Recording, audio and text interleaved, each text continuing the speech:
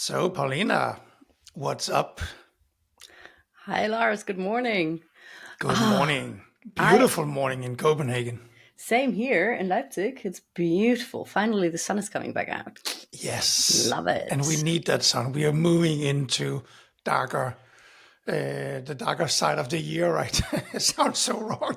Especially in Denmark, though, Oh, right? yes. Yeah. I mean, I'm not a big fan of the autumn in Leipzig is actually really beautiful, but the winter gets really um, misty. So there are weeks and weeks on ends where you don't see any sun, and I find that super frustrating and depressing. Last week, so I normally go to the gym at 6 o'clock in the morning. Oh, And last week, I was sitting on my bike. I came out. I was like turning on my bike. I have an electric bike. I'm lazy. same here. Uh, so I turned on my bike, and I was like, oh, I have to turn on the lights. And that was like the first time in like 4 months that I had to turn on the lights. So it's getting darker, and in Denmark especially, when it goes that way, it goes really fast. Hmm. Hmm. Yeah, yeah. Um, I remember those times when in the morning there is no light out when you leave the house. I hate it, I love but it. I love winter. I'm a Viking. I love it. I'm a summer girl through and through. Give me light, give me sun, give me warmth. Yeah, I like it as well. But I honestly, I must admit, winter is my favorite time of year. Okay. I like, I have to like get the warmth and the sun, and it's healthy for you and so on. But winter is my favorite part of the year. I don't know if it ties into, I think everybody in the world now knows the Danish word hygge, which has been Yes. like really like, yeah, blowing up. Uh, and that for me, that is winter, where you Okay. sit in and you cozy up, with a blanket and put on a movie and have hot chocolate and newly baked buns with a lot of butter on it. And I love it. I love that too. For about 2 weeks. Okay, fair enough. Paulina, are we ready? Yes, we are. Let's jump in today's episode.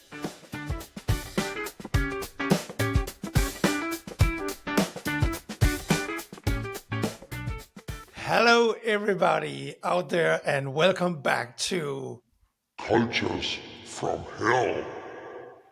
the podcast where we shine a light on the dark corners of corporate life and find ways to make them better. Today, we're tackling a topic that strikes fear into the hearts of many: honest feedback. We have all been there: the dreaded performance review, the uncomfortable conversation, the feeling that telling the truth could get you in trouble. But what if we have been looking at it all wrong? Joining me today is my guest, the co-host of the show and a true expert in company culture, Paulina. She is the co-founder of Culture Code Foundation and is here to challenge the idea that feedback is dangerous.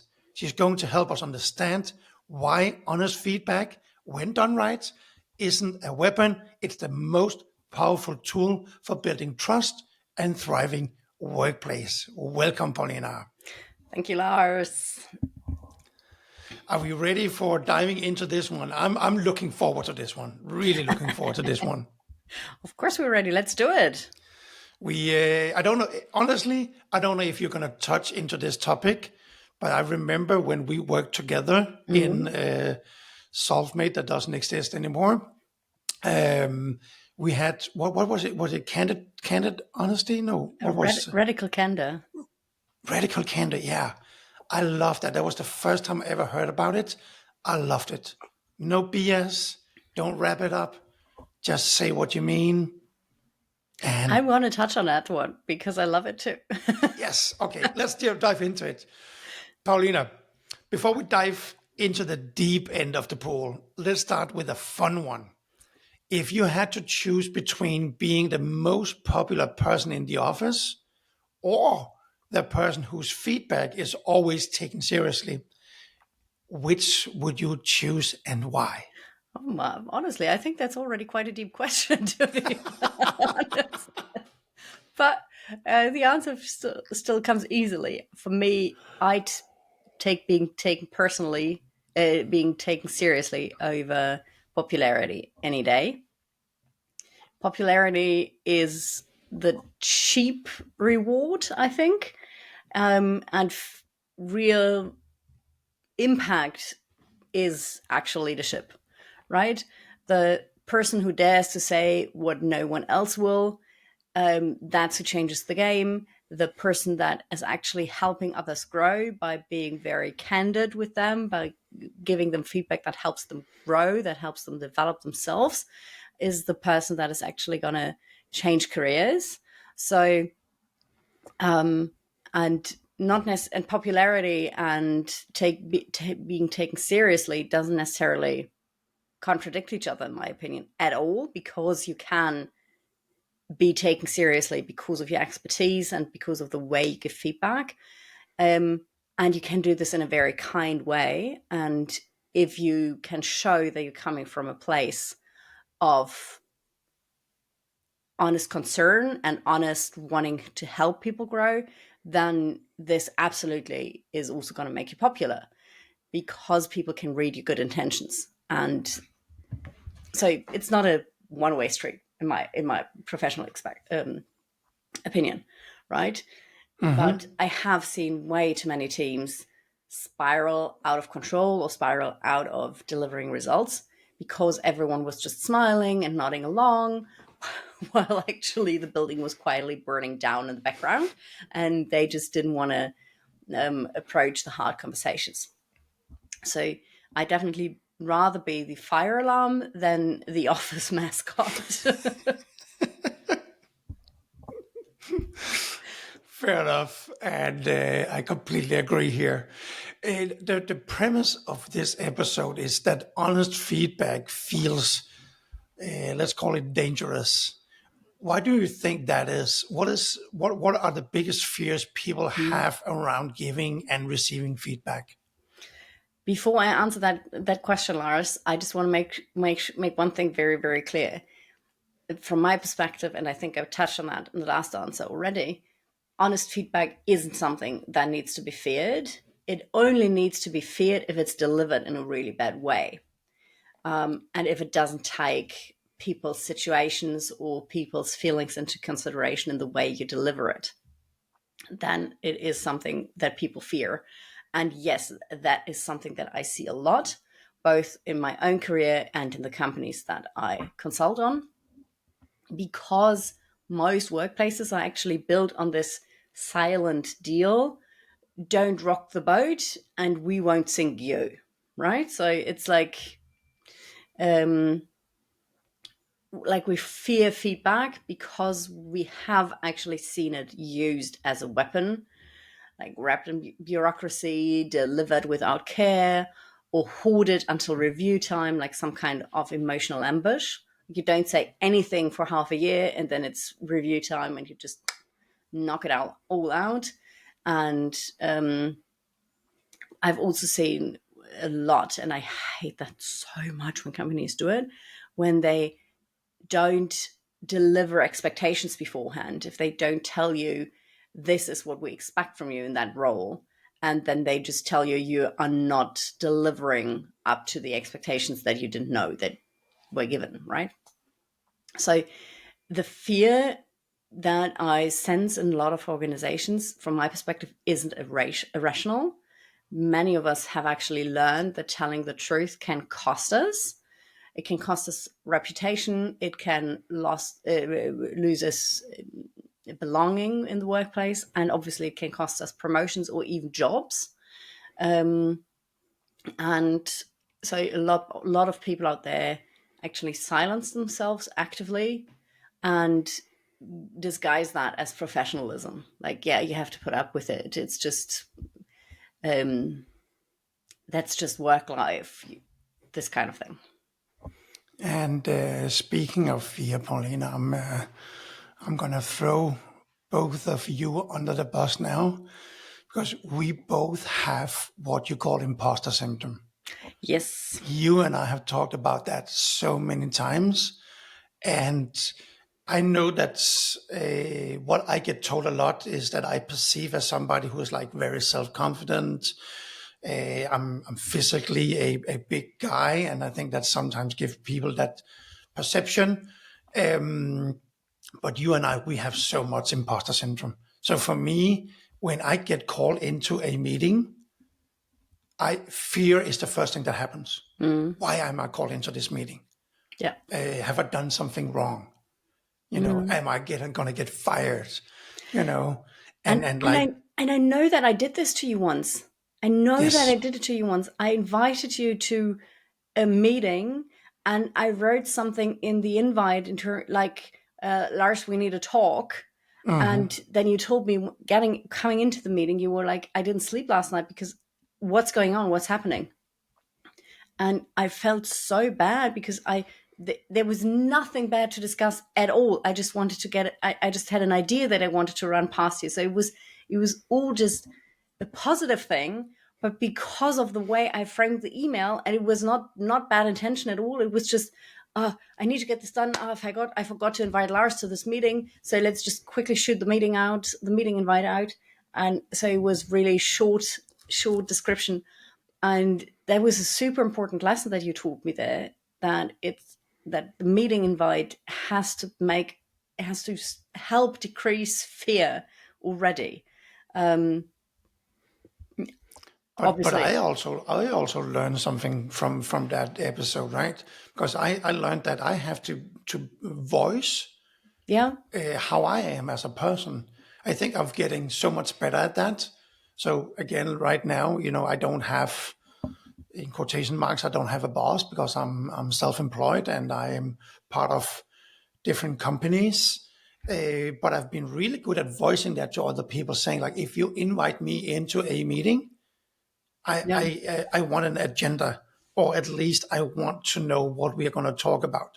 Not just because of my fear or my imposter syndrome, but also because it's just good practice to prepare for a meeting, right? Yeah. And so I think that is already a really, really crucial point. And it doesn't necessarily have to do anything with the imposter syndrome. So even people who don't have the imposter syndrome should not be kept on their toes by non-descriptive meeting invites. And I mean, we all know, right? If you receive a short notice into a personal meeting one-on-one with your direct manager and potentially even the HR person in the room, you're in trouble, right? So I actually prefer it in those kind of situations to pull people aside during the day and have those conversations without having them to fret and fear about it for a day or half a day, because I mean the message is going to land a hard blow anyway, and then you don't have to extend this period of fear, from my personal perspective. Yeah, and I think it's just also a very good learning for everybody out there that if your Sure. direct manager, or maybe even if your manager and the CEO of the company says, "Hey, let's talk," it doesn't have to be negative. I'm yeah, I think I mentioned this before in one of our episodes that I have this popcorn brain, right? So I'm like full of ideas, and if I have a boss or a manager, which I had in you, that kind of brings that in, like you embrace it, like you like it because have, then of course you want to talk ideas with me because I'm always full of ideas.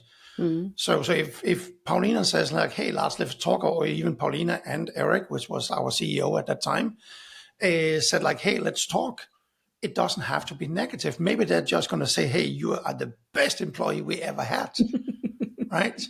And we love your ideas and give us 5 new ideas because we want your ideas. Yeah. So, Absolutely. yeah, Absolutely. Feedback. I mean, obviously, there are feedback situations that are negative, but yes, even in those situations, unless it's around letting somebody go, even if you have to deliver really hard feedback, it doesn't have to give you existential crisis, right? If you frame it right, if you wrap it right, if you communicate it right, and if you are if you're fulfilling the responsibility that you have as a leader to deliver feedback as a tool to help somebody grow, then even the most negative feedback can have really positive impact and Exactly. can turn something around. So Paulina, is there a common myth about feedback in workplace that you like to kind of debunk here on the show? yeah, I guess it's exactly what I just touched upon, right? The myth that honest feedback breaks trust, right? For me, clearly the lack of honest feedback breaks trust. Because if I see you making a mistake and don't say something and just let you continue running into the woods, running into the wrong direction, and I'm actually silently voting for your failure because I don't stop you from making a mistake. I don't stop you. I don't help you turn around your career. And so feedback is definitely not cruelty. It is clarity. Good point. Do you have kind of from your own experience, do you have a story or a specific example you would like to share with the listeners? Um, yeah, absolutely. This is one that I'm not proud of because I pride myself very much on my clarity. Um, and I once had a team member who didn't perform as I was expecting during their probation period, and I had to give them feedback. And I'm usually extremely clear in terms of, okay, this is what's happening, this is what my expectations are, and you have X epsilon amount of days or weeks to turn this around, and then we're going to reassess and da da da da da. And I'd done it before, really successfully, and I had never had gotten the feedback from people that, I mean, I had made the decision before, after giving the continuous feedback and not seeing the necessary change, to let people go during their probationary period. So I knew what I was doing, and nobody ever had told me that I hadn't been clear enough beforehand and that I hadn't given them enough support or chances to turn it around. But in this situation, I did say things like there needs to change or we are not aligned in what is needed for this job. But I must have softened the edges, sugarcoated the consequences, and not clearly communicated, if this doesn't change, we can't continue working together. So the last consequence of clarity was definitely missing in my communication, as I recall it. And that person didn't change their behavior, they didn't change their approach. And then I ended the contract. By the way, if you end a contract in the probationary period, don't do it on the very last day, right?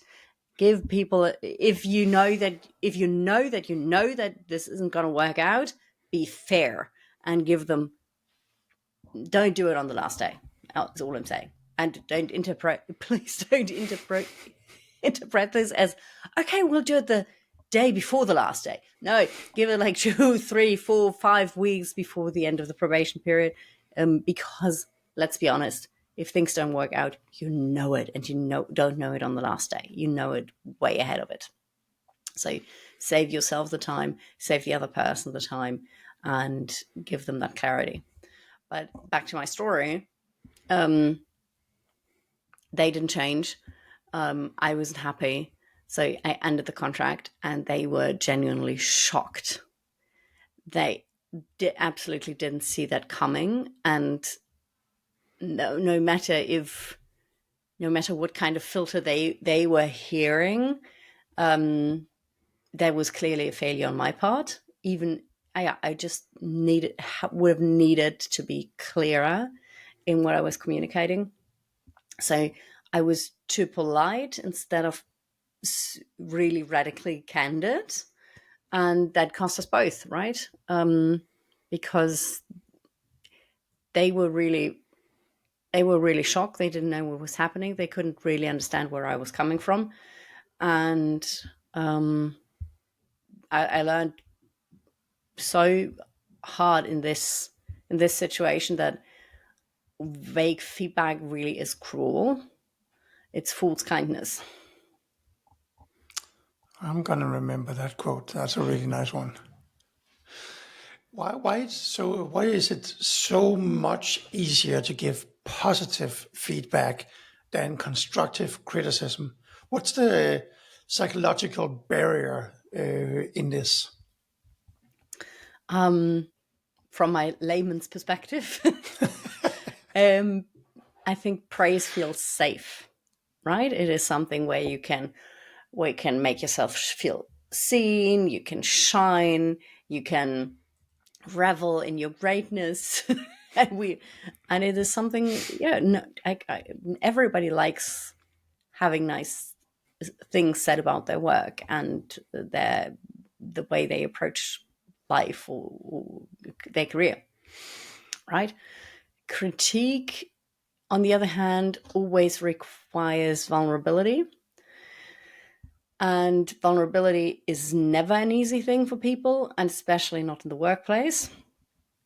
And so giving critique not just from the perspective of the receiver, but giving the feedback always makes you feel scared that you might be damaging that relationship and that you might be damaging it beyond repair. And I'm coming back to that, what I said before, right? Withholding feedback is actually what is damaging the relationship, just more slowly, not as, yeah. So you're actually trading short-term comfort for long-term resentment, I would say. Okay. And you advocate for reclaiming feedback and using it as a trust building tool. What does that actually look like in a real world setting? Well, the first thing about this is to check your own intention behind giving feedback. So if I give feedback just for the sake of it, or because I personally don't know exactly what my expectations are, but I've learned that I have to give feedback, and or if I don't like the person and I just want to make sure that they are put in their place or whatnot, then feedback is coming from the wrong place. So the first step is always check your own intentions, do the self-reflection. Where am I coming from? And one of the persons that I work with, and from one of our clients, he always says, if you want to lead people, you have to like people.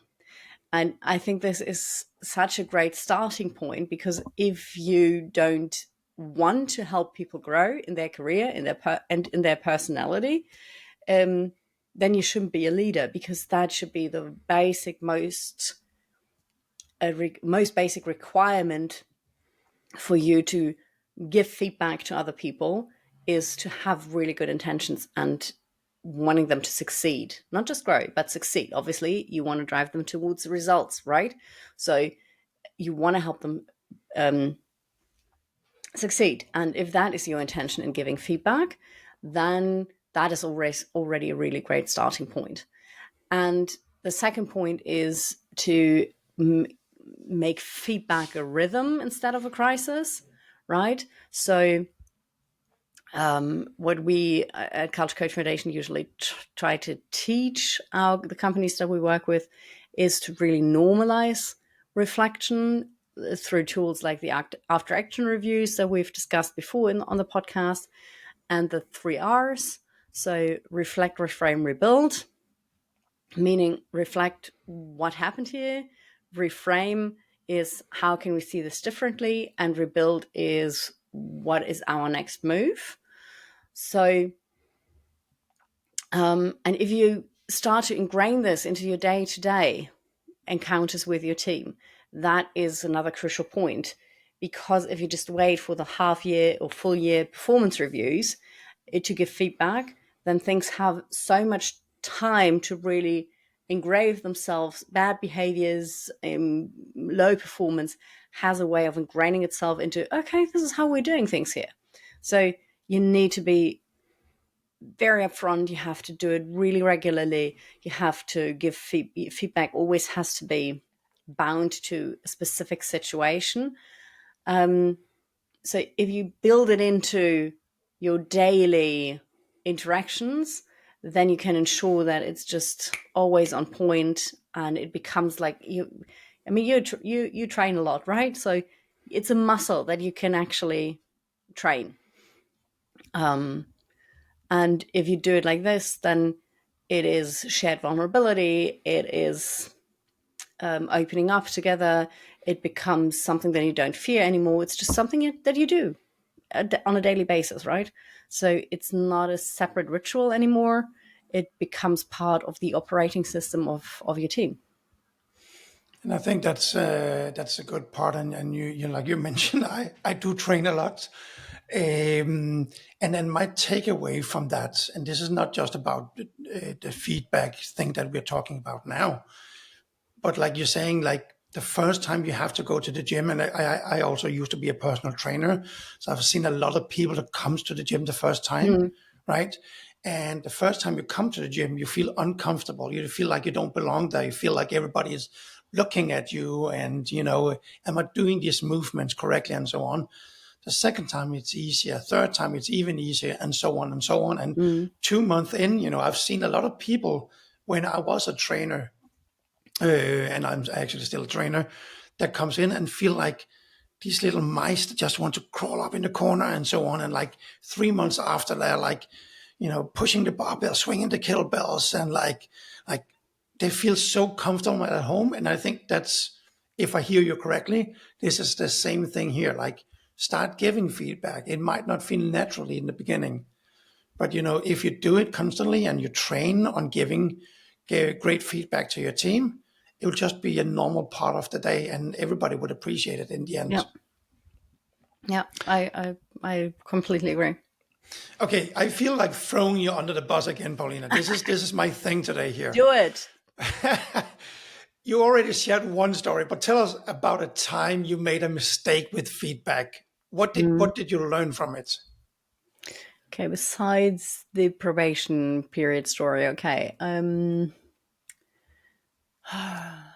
I guess the one time where I told a high performing colleague, who was also, so she wasn't in my direct team, she was a peer, she was also leading a team, and I told her that her communication was too intense.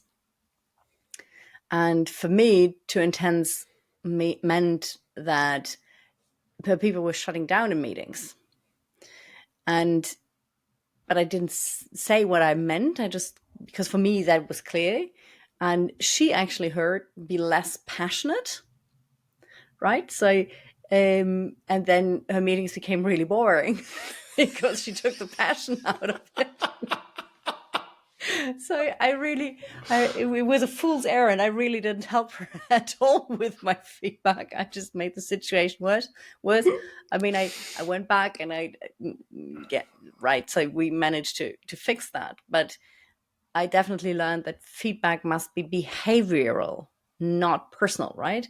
So Don't say you're aggressive. Be super specific and say something like, in yesterday's meeting, I noticed your tone got sharper when the team disagreed. Can we talk about that? So that I might also understand what happened there. Was there maybe something going on with her that changed the way she communicated? So you have this very specific moment, this very specific behavior that you can bounce your feedback on, and then you can start a discussion about it. And what are 3 things that are essential for creating gonna do this in quotation mark, a safe feedback environment? If someone wants to be sure to fail at this, what should they do? Okay, so I'll unpack those 2 sides of the question, right? Because for one side is what can you do right, and The second part is what can you do Like wrong? what shouldn't you do? Exactly. So to do it right is consent. Like ask, can I offer an observation? Because not all the time somebody is actually ready to hear feedback. And if they are not ready to hear any feedback, then you might just as well talk to the wall. So that is an important part. And then the specificity, that's a difficult English word. Just like I said before, name the moment, not the character, focus on behavior, not personality. And lastly, I would say, which holds true for every leadership moment, curiosity. So you could end a feedback talk with a question around how did this land? What's your view on the feedback that I've given you? Because this curiosity part is super, super crucial because it usually invites the discussion and you can understand much more where they are coming from, and they can ask follow-up questions if they want to really understand where you are coming from. So that's a game changer, that part. And if you want to fail at feedback, really nicely F it up, then you basically just turn it around, right? So you surprise people, you critique their personality, and you just assume you're right and leave it at that. Like going in, hey Lars, now that I see you, just want to let you know you suck. Bye. Bye. Have a nice life. So I've highlighted my girlfriend several times on our podcast, and I just have to do it again here because she is like the thing about saying about consent and so on and curiosity. She is a master at that, and every really time have to we meet. actually had like a couple of weeks ago, we had like an episode where we were sitting in the garden. I expressed some frustration. I can't really remember what it was about, and she just actually looked at me and said like, can I give you some feedback on your reaction? And I could just feel that, that it was just, I was in the moment. I didn't want to discuss this and so on. And she just left it at that. I said like, not now. And she was like, okay. And then later on, she actually came back to me and said like, hey, are you ready to talk about this? Oh, that's amazing. But and it's just to say that my learning from that experience just underlines what you're saying, because for me it actually became a very good experience. That she waited for the moment where I was ready for this, and she gave me an observation when my arousal was much lower. That in that moment, and that I actually learned from that episode instead of if she had like forced that observation on me at that point, that wouldn't have turned out really well. Yeah, fair enough. And that is actually So that's actually a really great addition to my 3 points that I made before. We should definitely name this at the fourth point, like follow up. Not just if you didn't get the consent to give the feedback right now, then follow up in terms of approaching the person later at a later point, because just because the person isn't ready to receive the feedback now it doesn't let you off the hook, right? So you still have to deliver that crucial feedback just at a later point. So follow up on that part, and also after you've delivered the feedback, follow up if they are actually putting that into action. And if they're not, then repeat the cycle. Give them feedback again, because the point of feedback gets lost if the change doesn't occur. exactly. For someone who is new to this, what's a simple practical framework they can use to prepare for a difficult feedback Yeah. conversation? I would say the basic model that I would use here is the SBI model, which stands for situation, behavior, and impact. So it gives you a lot of specific context. Like, for example, in last Thursday's client call, that is the situation. You cut off Maria twice. That is the behavior. And she shut down for the rest of the meeting. That's the impact. So if you list those three things together, then it is it's a beautiful arc that is understandable for everyone, right? So this is what happened. This is when it happened. This is what happened, and this is what it led to.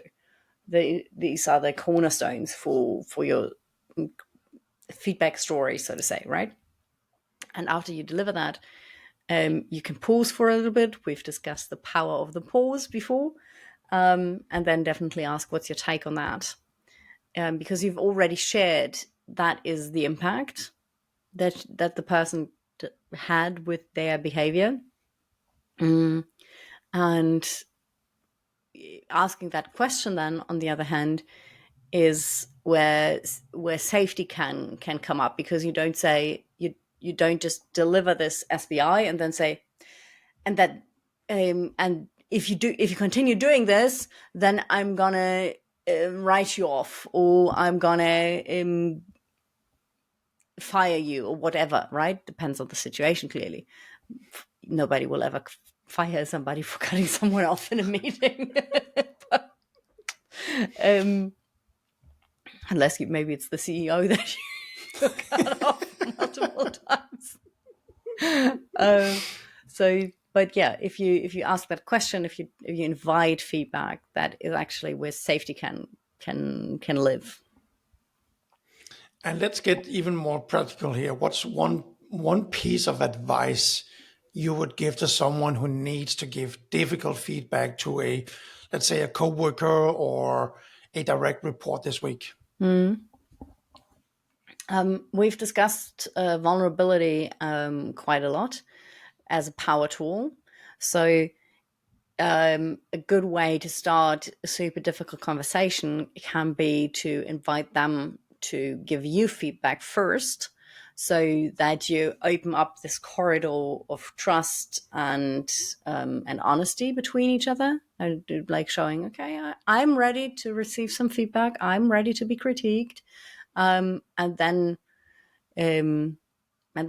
also reciprocate from there, right? So you could ask, for example, what do you need more from me? What do you need less of? We've discussed those questions before, that those are super, super powerful as a leader in terms of getting your team to give you feedback. And after you've really listened to their points for you, shown curiosity, ask maybe some follow-up questions, thank them for being candid, for giving them their feedback, then you can ask it back, right? So give them space to give you feedback, and then disarm the fear by showing how to take the feedback firsthand, and that feedback isn't a bad thing, right? Like, we could all say, oh, that's amazing, I didn't know this about myself, cool, thank you for pointing my nose into this direction, right? And then really like role model great feedback getting behavior. And if you showcase that, then this invites honesty for them when you give them your feedback, and it builds the kind of trust that doesn't collapse under pressure. And what skills have you gained and have, let's say, contributed to your success in helping companies with this culture or their culture? And now we are touching on both you and mine favorite feedback tool, which is radical candor. Yes. As long as you deliver it without ego. My general advice would always be, take the ego out of the workplace. It doesn't have anything to do there. But radical candor, for those who are not super familiar with it, you can always check it out. It's, oh my God, now I need to quickly Google that. I think, yeah, Kim Scott. I was not sure if it was Kim Scott or Kirsten Scott. So it's a book from Kim Scott. And And there's also amazing short YouTube videos, and it is basically the same assumption that I've given throughout the entire episode today, that it requires vulnerability, of course, but it is a very direct form of giving feedback, but a very kind form of giving feedback. So you would always you would be very upfront, very straightforward, very, very clear, but coming from really, really good intentions. So it gives you the ability to name the unspoken, because the real rotten culture in a company culture is always what people don't say. And this is with those gray zones, those gray areas, are what can actually destroy culture. So if you put everything out in the open across any kind of hierarchy, so if you live radical candor with your team, you need to also be prepared to receive radical candor, obviously, from them. And just be extremely perceptive, very, very on point, and extremely clear, also with consequences.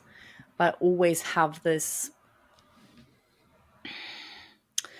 thing in mind that a real consequence should always leave room for improvement before you pull the consequence trigger.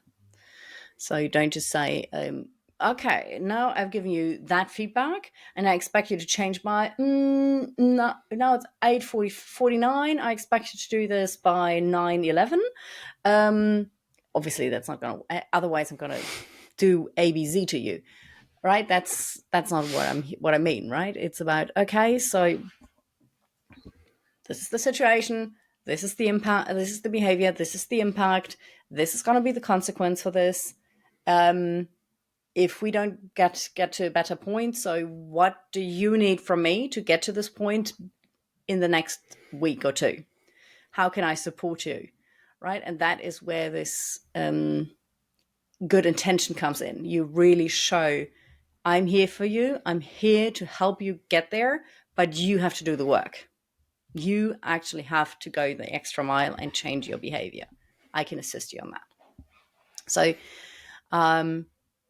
if you can really build psychological safety with your team, hold this tension in the radical candor, because that is what it requires, and you can model clear feedback and you can model how to receive feedback in a good way, then you can change everything. And let's just say both you and I are big fans of radical candor. Yeah, absolutely. Again, I was introduced in Solvemate. I think it was Jürgen who introduced it into the company. Yeah, good. That is possibly true. Yeah. So shout out to Jürgen for introducing this. Yeah, I can just say to everybody, go read the book and implement it into your company. It will change a lot of things. Yeah. Paulina, but yeah. Don't implement it before you have managed to build psychological safety in your team. Because if you don't have that basis, if you don't have that trust basis in the team, then it's going to hurt your organization. So you need to invest the time in building the foundation first. And then the radical candor feedback is a super powerful tool. That's actually really good feedback, because I would be the person I just implemented and started being very honest. That might scare some people off. Paulina, as always, this was super insightful. We have covered why honest feedback feels so dangerous, how to change our mindset about it, and some practical steps to start building a culture of trust. The key takeaways for our listeners today is that feedback isn't about being mean or nice. It's about being clear and helpful. Yes. It's the engine of growth, and it's essential for any culture that wants to move from hell to something a little more heavenly. Paulina, thank you very much for being here. Where can our listeners go to learn more about you and the great work you're doing with the Culture Code Foundation? You can always check out our website at culturecodefoundation.com or our LinkedIn LinkedIn page, and and also you can just DM me either on LinkedIn or on Instagram. We will put all the social media handles in the show notes, because we would always love to share more stories from our listeners, personal stories that you can tell here live on the show, or that you can tell to us privately beforehand, and then we recount your story anonymously, whatever you choose. And we would love to give space to your experience on the show. Exactly. And to all listeners out there, join us next time on Culture from Hell as we continue our mission to fix the modern workplace. Until then, be brave, be honest, and start a conversation. Goodbye for now. Bye.